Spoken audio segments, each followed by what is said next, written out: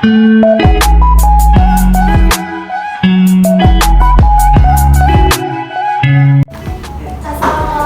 warahmatullahi wabarakatuh. Waalaikumsalam warahmatullahi wabarakatuh. Sebelum memulai pembelajaran pada hari ini, alangkah baiknya kita berdoa terlebih dahulu. Kepada ketua kelasnya, silakan. Kita duduk siap, gerak. Berdoa, mulai.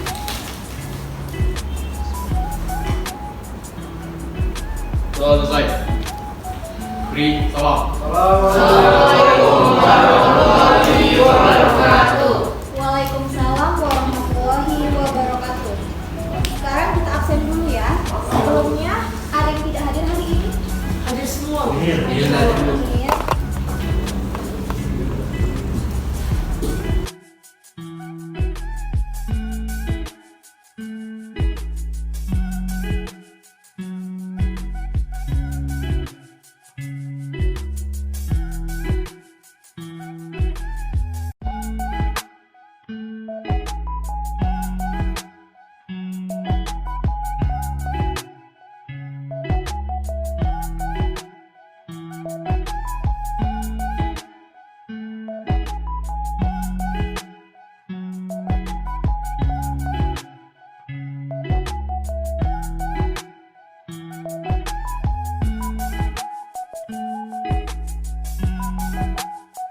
Ada yang bisa menyebutkan apa saja anggota dari gas kuliah?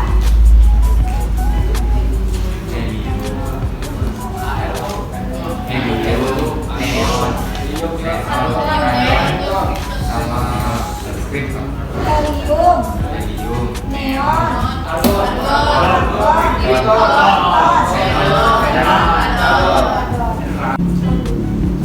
jadi ulangi, gas mulia merupakan sebutan bagi unsur-unsur yang menempati golongan 8A pada tabel periodik. Adapun anggota dari gas mulia yaitu helium, neon, argon, kripton, xenon, dan radon. Nah, ini harus tahu ya anggotanya. Kalau ibu cara menghafalnya menggunakan kalimat gitu. Ya. Heboh negara Arab karena serangan radon. Heboh negara Arab karena serangan radon. Helium, neon, argon, kripton, xenon, dan radon. Terserah aja cara menghafalnya gimana. Diingat ya. Kamu harus ingat karena nantinya gas mulia ini digunakan sebagai peningkatan dari konfigurasi unsur-unsur yang lain. Jadi diingat anggotanya apa saja. Kemudian pada pertemuan sebelumnya Ibu juga sudah membahas sedikit mengenai pemanfaatan gas mulia dalam kehidupan sehari-hari. Kemarin Ibu ada bahas helium. Masih ingat apa penggunaan dari helium? Sebagai gas pengisi balon udara. Kemudian neon sebagai gas pengisi lampu neon. Biasanya letaknya itu di bandara, digunakan di bandara. Kemudian ada lagi yang tidak kalah penting itu radon. Walaupun merupakan unsur radioaktif, tapi ternyata di dunia medis radon ini sangat berguna, yaitu untuk radioterapi kanker. Disebut gas mulia karena semua unsur dari golongan 8A wujudnya adalah gas. Makanya disebut gas mulia. Dikatakan mulia karena memiliki konfigurasi elektron yang stabil, sehingga sempat bereaksi dengan unsur yang lain untuk membentuk senyawa. Kestabilan dari gas mulia ini bisa kita lihat dari konfigurasi elektronnya, di mana selain helium, konfigurasi elektron gas mulia itu berada pada Ns2 Np6. S2 Np6 semuanya kecuali helium. Konfigurasi tersebut merupakan konfigurasi elektron yang stabil karena semua elektron pada subunitnya sudah berpasangan atau sudah terisi penuh. Untuk helium itu memiliki dua elektron valensi, biasanya disebut sebagai konfigurasi elektron stabil duplet. Kemudian untuk neon hingga radon itu disebut oktet. Selanjutnya, pelimpahan unsur gas mulia di udara. Yang paling banyak di udara itu adalah argon. Tetapi kalau yang paling banyak di alam itu helium.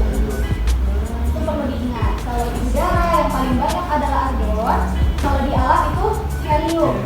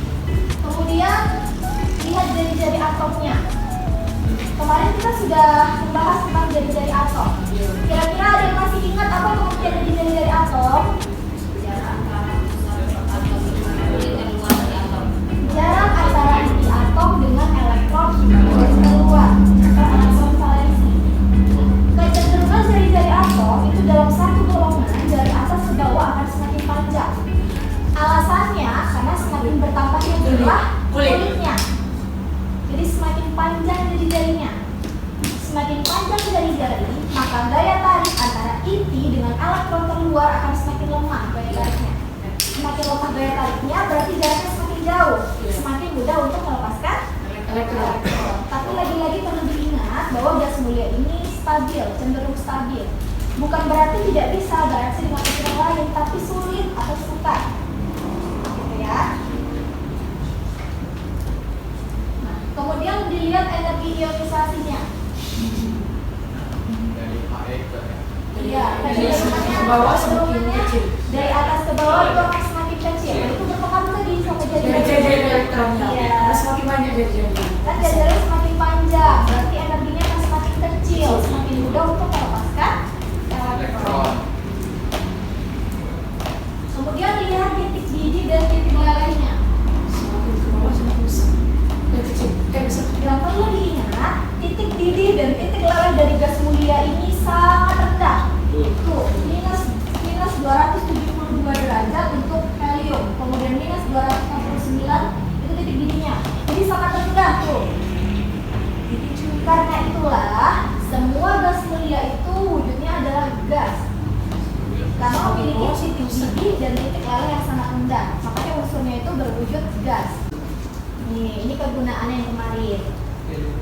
Helium itu salah satu kegunaannya adalah sebagai gas pengisi balon udara.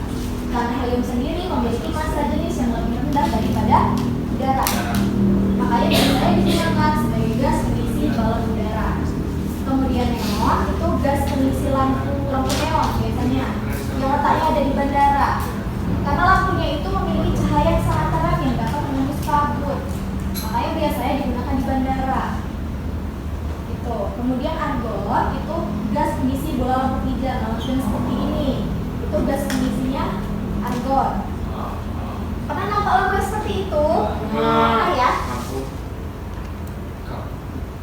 Selanjutnya krypton sebagai lampu kilat untuk fotografi. Jadi lampu fotografi yang berefleksi itu krypton.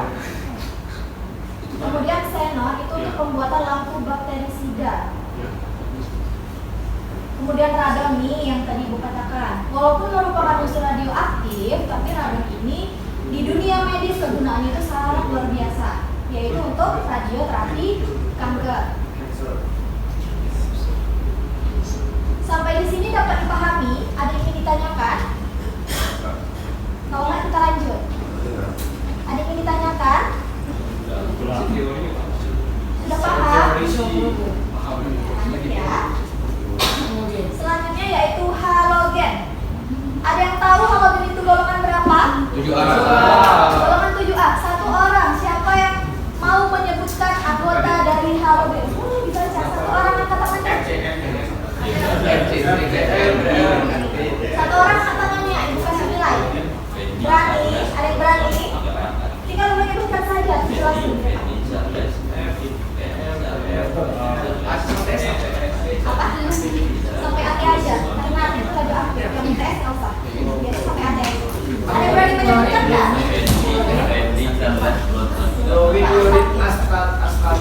Satu orang?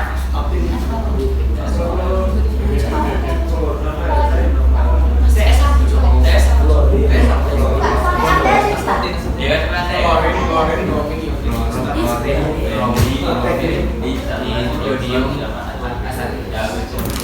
Klorin. Klorin. Klorin.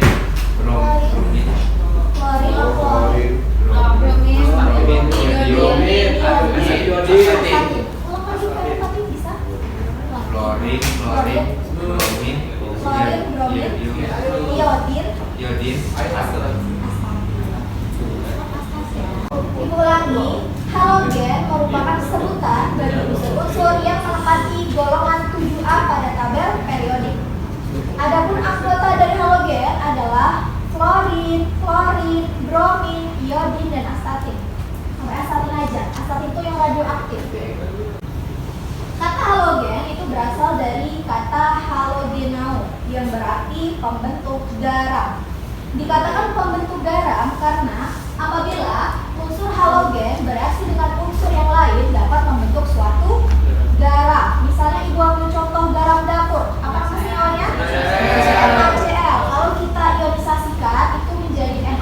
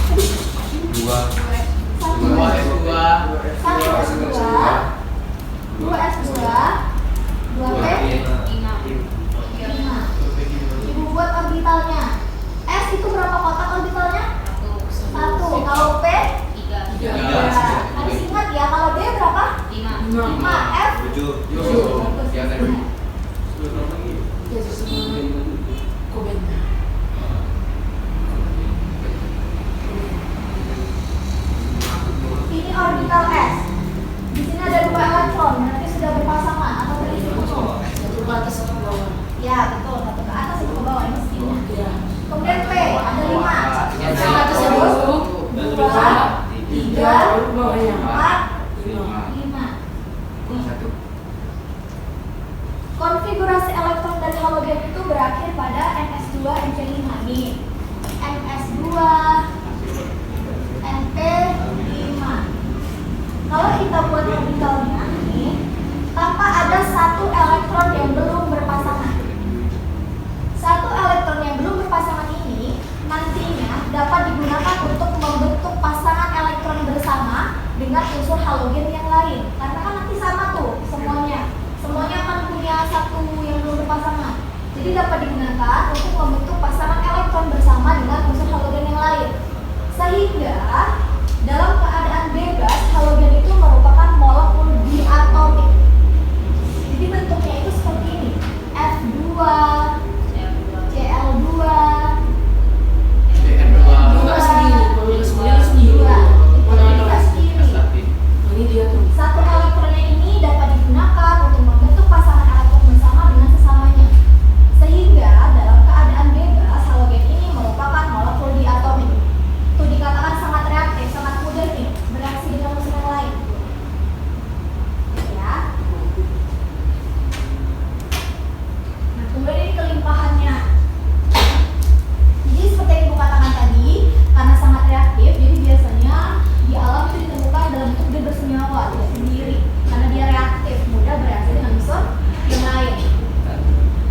Untuk fluorin itu ditemukan dalam mineral fluorspar, kemudian kriolit, kemudian klorin itu pada garam NaCl, KCl, MgCl2, biasanya pada air laut. Kemudian bromin itu dalam logam bromida yang ditemukan di air laut mati. Nah, mungkin nanti yang lain itu bisa dibaca aja untuk kelimpahannya. Nah, ibu share PPT-nya ya. Kita lanjut ke sifatnya. Nih, sifat fisik dari halogen. Tadi yang pertama tuh, konfigurasi elektronnya itu berakhir pada ns2 np5, memiliki satu elektron yang belum berpasangan yang dapat bereaksi dengan unsur yang lain atau sesamanya.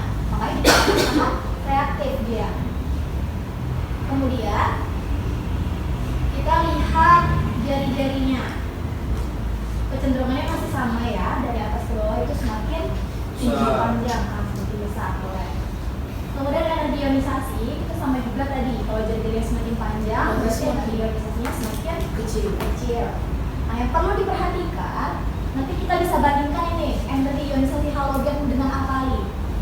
Jadi halogen ini memiliki energi ionisasi yang sangat besar atau sangat tinggi.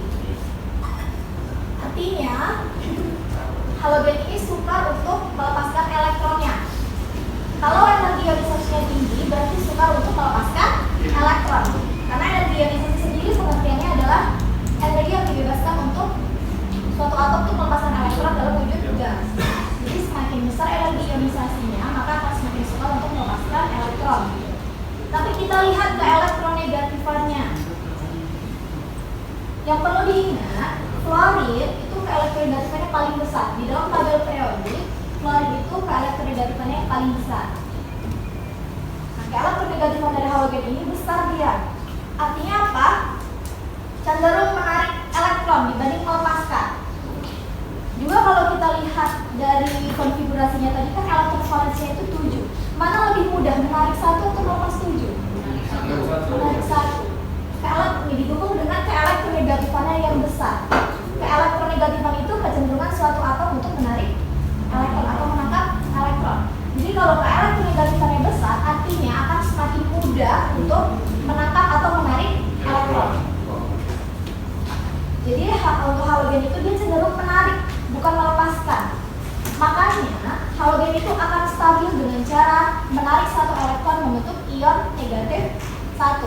Makanya biasanya untuk halogen itu kan biloknya itu atau muatannya itu -1. Ya kan, F-, Cl-, Br-, I- gitu kan. Gitu. Jadi cenderung menarik dibandingkan melepas. Didukung dengan energi ionisasi yang besar dan elektronegatifan yang besar pula. Gitu. Kemudian kita lihat titik didih dan titik lelehnya. Perhatikan titik didih dan titik leleh dari fluorin dan klorin. Titik didih dan titik leleh dari fluorin dan klorin itu sangat rendah, bahkan di bawah suhu kamar. Ada yang tahu suhu kamar itu berapa? Kira-kira 25 derajat Celcius. Tuh lihat, jauh di bawah suhu kamar untuk klorin dan klorin. Itulah kenapa di dalam suhu kamar wujud dari klorin dan klorin adalah gas. Ada yang tanya, klorin itu apa tuh? Klorin wujudnya gas. Klorin juga gas. Karena memiliki titik leleh dan titik didih yang sangat rendah di bawah suhu kamar. Jadi di suhu kamar wujudnya adalah gas. Kemudian perhatikan bromin. Untuk titik lelehnya itu masih sangat rendah, termasuknya ya di bawah suhu kamar juga. Tapi untuk titik didihnya itu di atas suhu kamar, ini 9. Jadi dia udah mencair tuh, karena titik lelehnya rendah. Jadi di dalam suhu kamar wujud dari bromin adalah cair. Lanjut ke iodin. Titik leleh dan titik didihnya tinggi dibandingkan yang lain.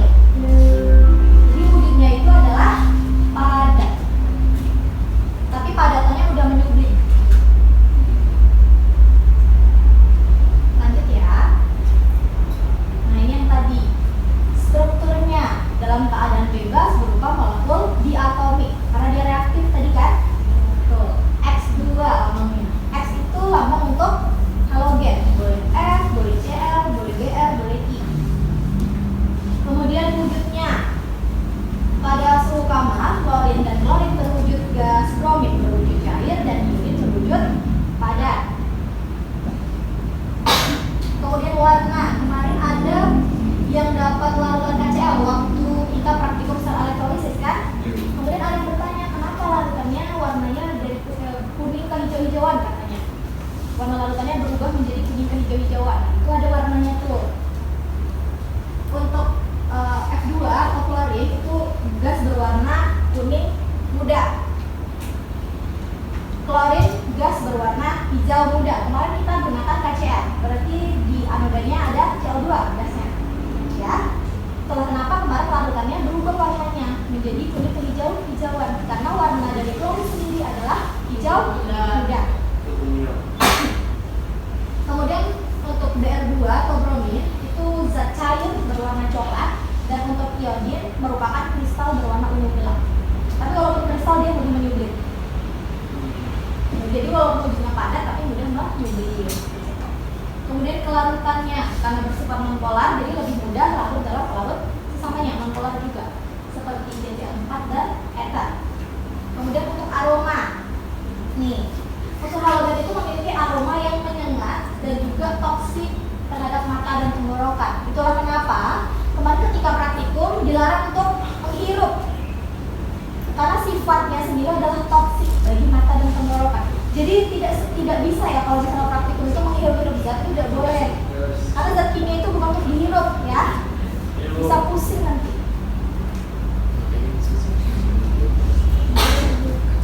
Nih, karena sangat reaktif, jadi halogen ini mudah bereaksi dengan unsur yang lain. Misalnya dengan logam. Unsur halogen dapat bereaksi dengan unsur logam membentuk senyawa garam yang bersifat ionik. Misalnya unsur logam itu dari golongan 1A, 2A, transisi itu boleh juga. Yang pertama itu perhatikan reaksinya. Kalau di sini nampak nggak atau di sana? Ini nampak?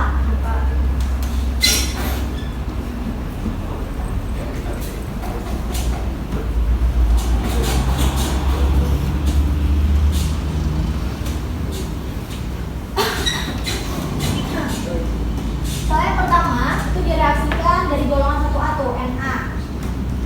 Ya,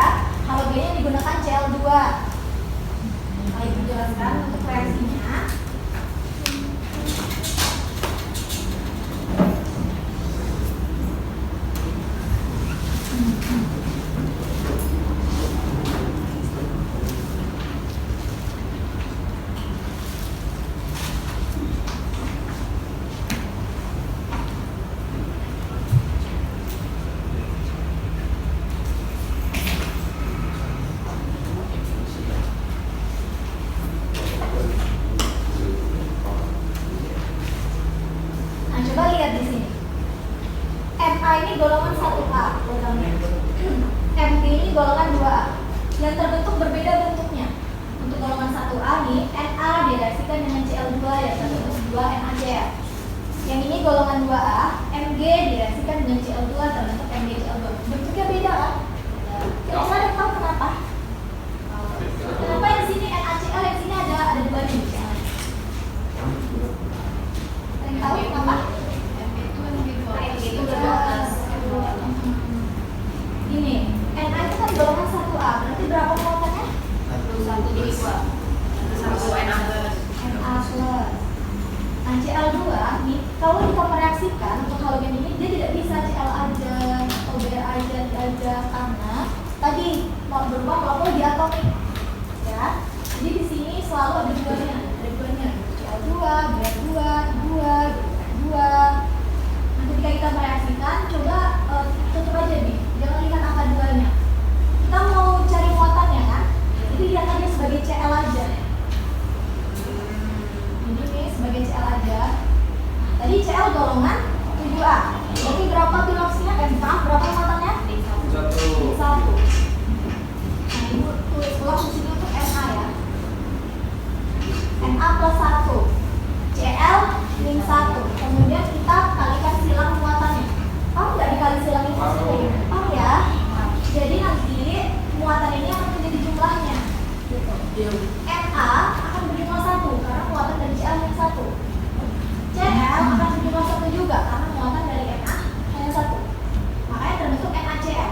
Karena di sini Cl ada 2, kita setarakan dengan menambahkan koefisien 2 di sini. Tambahkan 2 juga di sini. Sampai di sini paham? Paham ya? Kita lanjut yang ini. Mg itu golongan 2A. Berarti berapa muatannya? 2 plus. Tadi lihatnya sebagai Cl aja. Cl min 1. Oke. Kita kalikan silang muatannya. Jadi nanti Mg jumlahnya hanya 1 karena muatan dari Cl ini hanya 1. Jadi nanti muatan ini menjadi jumlahnya ya di sini. Cl jumlahnya ada 2 karena di sini ada 2. Kalau misalnya nggak paham, Ibu coba jelaskan pakai struktur Lewis.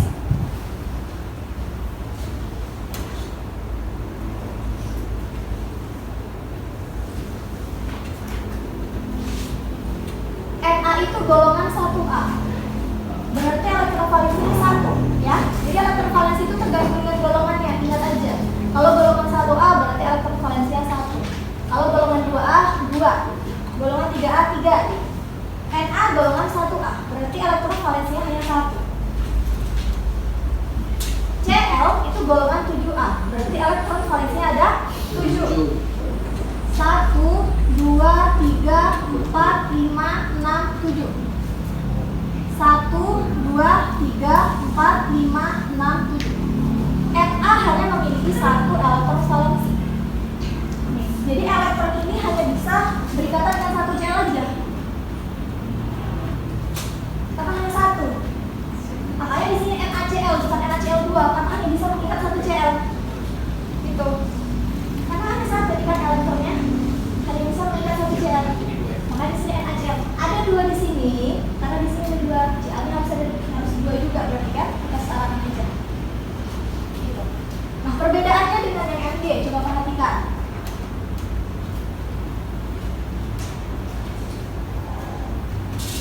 Mg ini golongan 2A. Berarti elektron valensinya ada 2. 1, 2. Cl golongan 7A, ada 7. 1, 2, 3, 4, 5, 6, 7. 1, 2, 3, 4, 5, 6, 7. 1 elektron dari Mg akan berikatan dengan 1 Cl ini. Yang satunya lagi berikatan dengan Cl ini. Karena ada 2, dia bisa mengikat 2 Cl. Makanya di sini Cl ada 2. Kalau pakai Lewis seperti itu. Paham? Paham nggak? Kalau nggak paham boleh tanya. Paham ya? Karena ada 2 di sini elektronnya, jadi bisa mengikat 2 Cl. Yang ini hanya 1 tadi. Makanya Cl yang diikat juga ada 1. Gitu. Paham ya? Paham.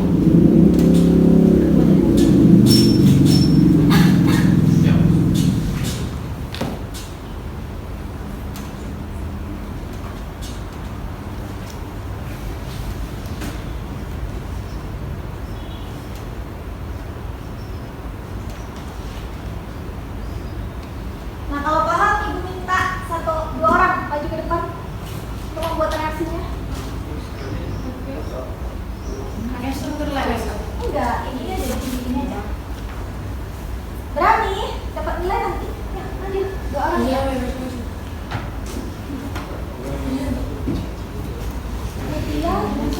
Yanti.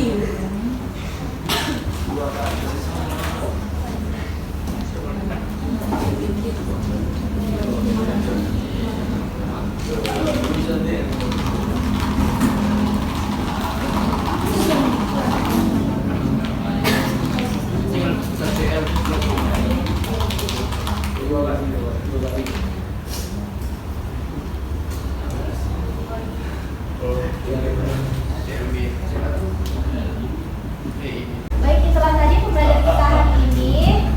Ibu ucapkan terima kasih atas antusias dan semangatnya.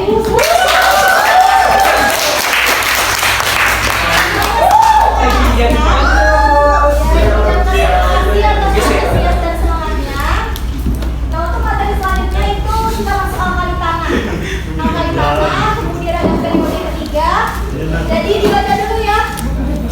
Baca dulu.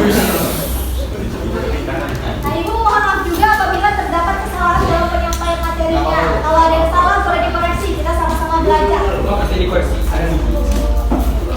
Baik, ucapkan terima kasih. Ibu akhiri. Wassalamualaikum warahmatullahi wabarakatuh. Bismillahirrahmanirrahim.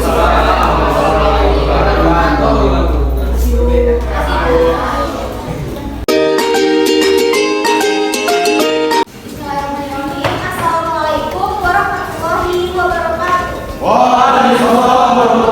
wabarakatuh. Sebelum memulai pembelajaran pada hari ini, alangkah baiknya kita berdoa terlebih dahulu. Kepada ketua kelasnya, dan disilakan.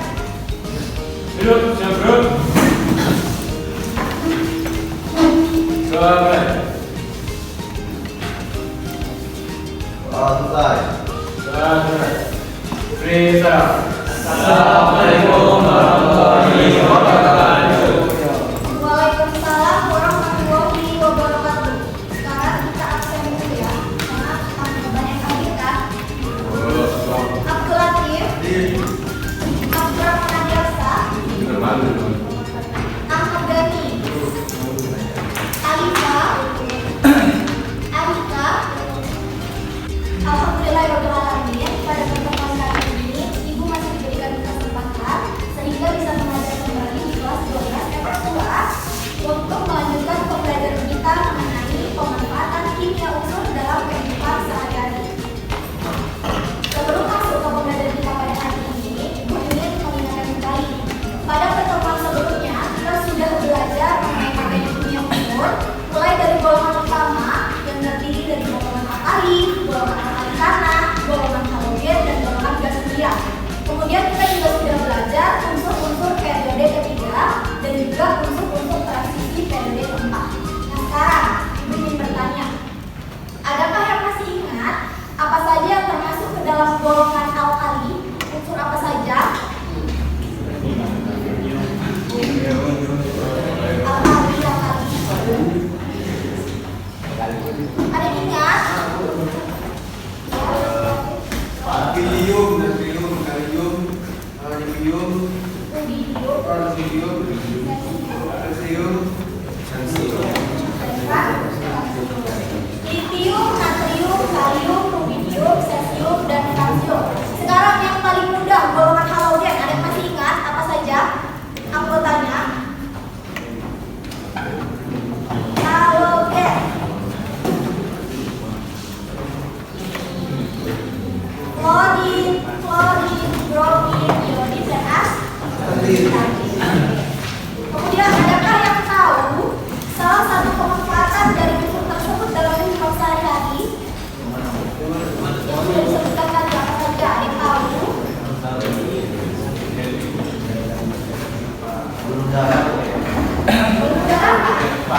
Helium, ya, helium untuk gas emisi balon udara. Jadi, pemanfaatan kimia unsur dalam kehidupan sehari-hari itu sebenarnya sangat banyak. Misalnya, Ibu ambil contoh, unsurnya adalah klorin, Cl. Klorin itu termasuk ke dalam golongan halogen. Dalam bentuk senyawanya dapat berupa NaCl yang biasanya dimanfaatkan sebagai garam dapur. Dapat juga berupa HCl yang biasanya dimanfaatkan sebagai pupuk tanaman. Bisa juga berupa HCl yang biasanya digunakan untuk membersihkan permukaan logam, misalnya dari tanah untuk membersihkan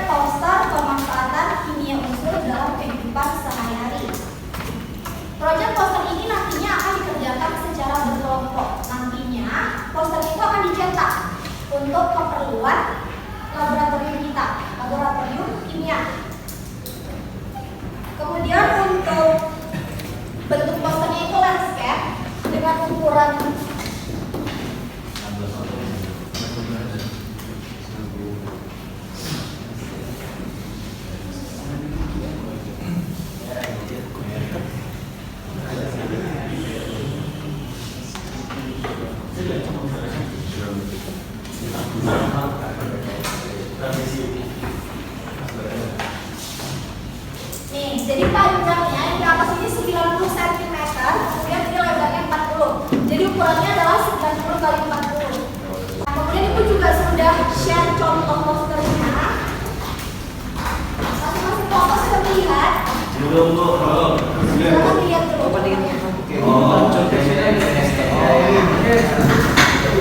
Itu merupakan contoh poster sederhana pemanfaatan media sosial dalam kehidupan sehari-hari. Jadi Ibu buatnya masih sangat sederhana gitu.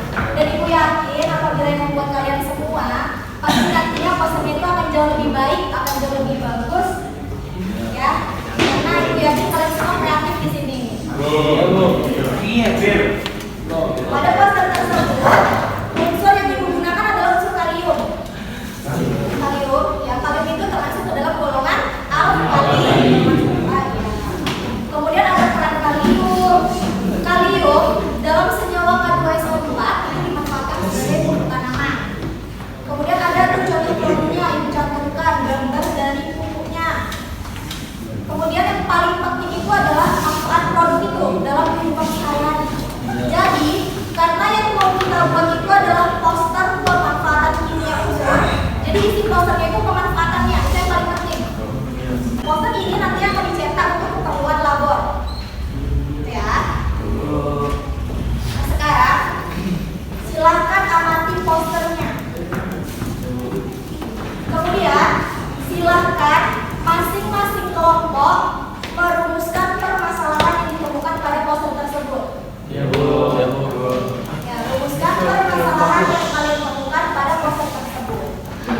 Nah, nanti setelah dirumuskan, silahkan cari informasi sebanyak-banyaknya untuk menjawab pertanyaan yang sudah dirumuskan tadi. Ya, Bu. Oke, sampai di sini dapat mengerti? Ya. Sekarang silahkan masing-masing kelompok berdiskusi. Masing-masing kelompok silahkan berdiskusi untuk menentukan unsur apa yang akan digunakan pada posternya. Ibu peringatkan, masing-masing kelompok itu tidak boleh sama unsurnya. Jadi setiap kelompok punya berbeda. Karena nantinya kan akan dicetak, kalau sama kurang bagus gitu. Jadi pastikan setiap kelompok itu